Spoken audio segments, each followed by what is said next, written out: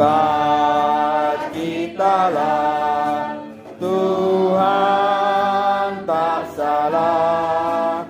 Ya kau dan pimpinku di segala jalan, saat dicoba dan ditempa, bukan jadi lemah. Salam dalam kasih Yesus Kristus, Tuhan dan Juru Selamat semua manusia. Kita berjumpa kembali dalam acara kesayangan kita dalam iman yang berkemenangan di Karunia Channel 74. Pembahasan kita kali ini terambil dari kitab Kejadian pasal yang ke-29 ayat 1 sampai 35. Pasal 29 ayat 13. Segera sesudah Laban mendengar kabar tentang Yakub anak saudaranya itu, berlarilah dia menyongsongnya, lalu mendekap dan mencium dia, kemudian membawanya pulang.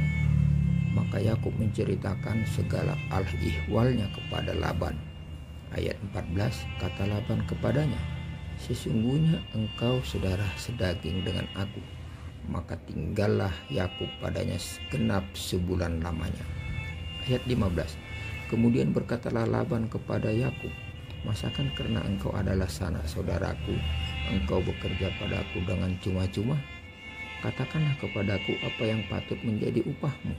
Ayat 16, Laban mempunyai 2 anak perempuan, yang lebih tua namanya Lea dan yang lebih muda namanya Rahel. Ayat yang ke-17, Lea tidak berseri matanya, tetapi Rahel itu elok sikapnya dan cantik parasnya.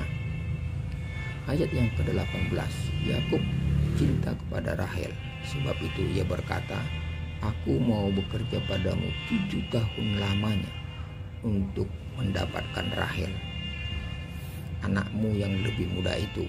Ayat 19, sahut Laban, lebih baiklah ia kuberikan kepadamu daripada kepada orang lain, maka tinggallah padaku.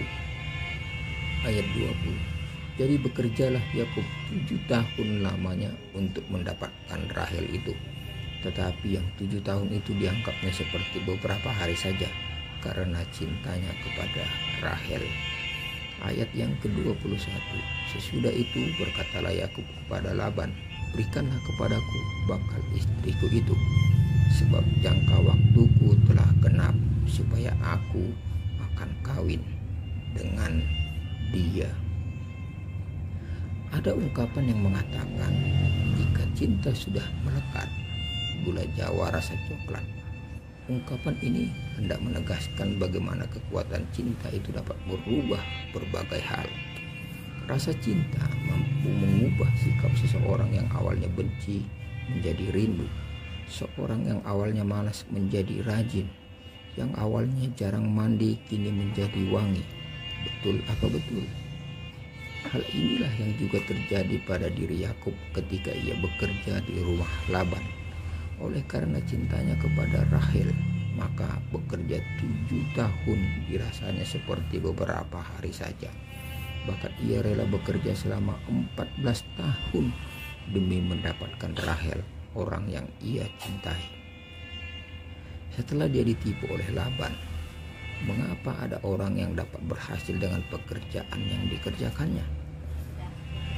Salah satu kuncinya adalah ia mencintai pekerjaan yang ia kerjakan. Bayangkan saja, jika Yakub mengerjakan pekerjaannya dengan beban, pasti 7 tahun akan sangat lama. Namun sebaliknya, ketika pekerjaan itu ia lakukan dengan kekuatan cinta, sekalipun lama tetapi akan terasa singkat. Mengapa orang tidak dapat bekerja dengan cinta? Karena satu, dia tidak mengerjakan yang ia cintai, artinya karena terpaksa. Yang kedua, tuntutan hidup memaksanya harus bekerja, jadi bukan karena cinta. atau kerelaan hati. Bagaimana dengan saudara? Sudahkah Anda bekerja dengan cinta? Bagaimana caranya bekerja dengan cinta? Kerjakan apa yang Anda sukai atau cintai. Salah satu kunci sukses dalam melakukan pekerjaan adalah kerjakanlah apa yang Anda sukai. Ada ungkapan mengatakan, kerjakanlah apa yang Anda cintai dan cintailah apa yang Anda kerjakan. Jadi, mulailah mengerjakan apa yang menjadi hobi atau sesuatu yang Anda sukai. Anda tidak mungkin mengerjakan sesuatu yang tidak Anda sukai dan berkata, saya sangat mencintai pekerjaan saya. Kita akan merasa terbebani jika mengerjakan pekerjaan yang bukan menjadi hobi atau kesukaan kita. Bagaimana jika pekerjaan yang saya kerjakan saat ini bukankah passion saya, bukan panggilan saya atau bukan hobi saya? Baiklah, jika memang pekerjaan yang saat ini saudara kerjakan bukanlah pekerjaan yang menjadi passion saudara, peganglah kalimat kedua, cintailah apa yang Anda kerjakan. Yakub menyukai pekerjaannya di rumah Laban sebagai seorang penggembala domba. Sekalipun mungkin Yakub tidak terbiasa menggembala domba, ketika ia berada di rumah Ishak ayahnya, Alkitab mencatat dalam Kejadian pasal yang ke-25 dan ayat yang ke-27, lalu bertambah besarlah kedua anak itu. Esau menjadi seorang yang pandai berburu, seorang yang suka tinggal di padang, tetapi Yakub adalah seorang yang tenang, yang suka tinggal di rumah. Jadi kemungkinan Yakub belum pernah terbiasa bekerja sebagai penggembala domba. Namun keadaan menjadi lain ketika ia menjadi seorang pelarian dan harus bekerja di rumah Laban sebagai seorang penggembala domba. Keadaan hidup yang lama berubah, hobi berubah, jadi tukang masak koki, kini menjadi gembala. Dan hal itu juga memaksa hati Yakub untuk berubah. Yang awalnya tidak biasa menjadi penggembala domba, kini ia harus menggembala domba. Yakub mencintai yang ia kerjakan. Sudahkah saudara mengerjakan apa yang saudara cintai dan mencintai apa yang saudara kerjakan? Jika saudara belum menemukan apa yang saudara cintai untuk dikerjakan, saat ini dan di sini, cintailah apa yang saudara kerjakan. Mereka yang bekerja dengan cinta tidak mengenal kata lelah. Apapun profesi kita, marilah kita mengerjakan semua pekerjaan dengan cinta. Bagaimana caranya bekerja dengan cinta? Sadarilah Allah yang memberi rencana dan tanggung jawab dalam pekerjaan. Yakub memang menjadi seorang pelarian dan bekerja di rumah Laban. Yakub harus mengerjakan apa yang sebelumnya bukan menjadi pekerjaannya. Bahkan mungkin tak pernah ada dalam pikiran Yakub untuk bekerja menjadi seorang gembala. Tetapi jauh sebelum Yakub merencanakan hidupnya, Allah telah terlebih dahulu memiliki rencana dalam hidup Yakub, bahkan sejak di dalam kandungannya. Di dalam kandungan, Kejadian pasal yang ke-25. Selanjutnya, Allah kembali menegaskan kepada Yakub bahwa ia akan menjadi bangsa yang besar. Baca juga di dalam Kejadian pasal yang ke-28 tentang mimpi Yakub di Betel. Kejadian pasal 25:15, sesungguhnya aku menyertai engkau dan aku akan melindungi engkau kemanapun engkau pergi, dan aku akan membawa engkau kembali ke negeri ini, sebab aku tidak akan meninggalkan engkau, melainkan tetap melakukan apa yang kujanjikan kepadamu. Keberadaan Yakub di rumah Laban bekerja menjadi seorang gembala domba adalah bagian dari rencana Allah untuk maksud yang lebih besar. Yakub sadar bahwa Allah memiliki rencana dalam hidupnya, bahkan sekalipun ia harus mengerjakan apa yang bukan menjadi rencana dalam hidupnya. Apakah saudara sadar bahwa di balik pekerjaan yang saat ini saudara kerjakan adalah bagian dari rencana Allah dalam kehidupan saudara? Jika kita menyadari hal itu, marilah kita mengerjakan pekerjaan kita dengan penuh tanggung jawab, bukan asal-asalan atau sekedar karena upah.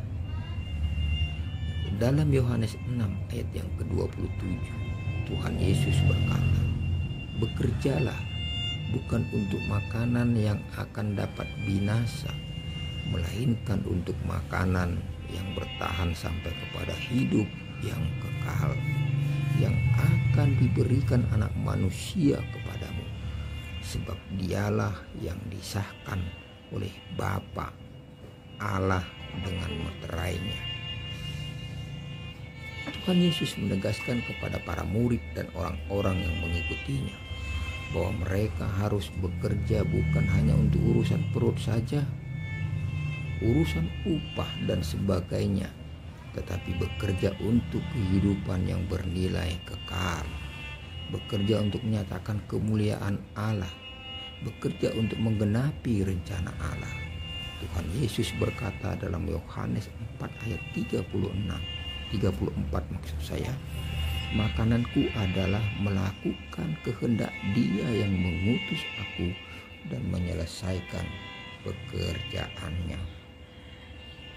Tuhan Yesus tahu dengan jelas bahwa kehadirannya di dunia yang mengambil rupa sebagai manusia adalah untuk mengerjakan dan menyelesaikan pekerjaan Bapanya.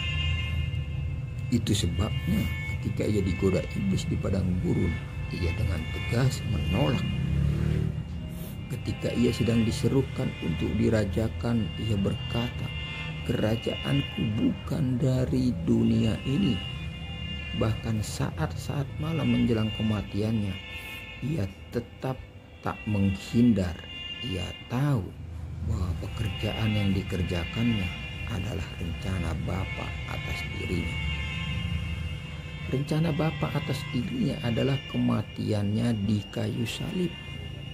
Sekalipun ia harus menderita, ditolak, dihina, dan dipermalukan, ia tetap mengerjakan pekerjaan Bapanya. Apakah saudara sudah menyadari bahwa pekerjaan yang saudara kerjakan saat ini adalah bagian dari rencana Allah dalam hidup saudara? Bagaimana jika dalam rencananya ada penderitaan, beban, dan hal-hal yang sulit? Apakah saudara siap? Sudahkah saudara melakukan pekerjaan itu dengan bertanggung jawab? Marilah kita mengerjakan pekerjaan ini dengan cinta dan penuh tanggung jawab.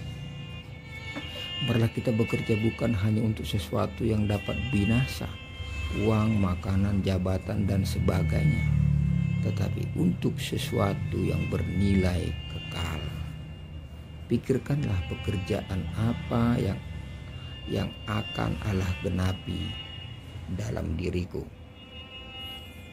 Satu ayat firman Tuhan sebagai penutup dari renungan kita hari ini adalah yang terdapat dalam Kolose 3 ayat 23.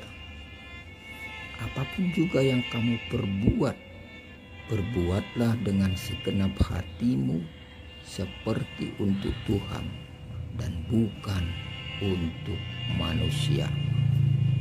Demikianlah renungan kita pada kesempatan hari ini.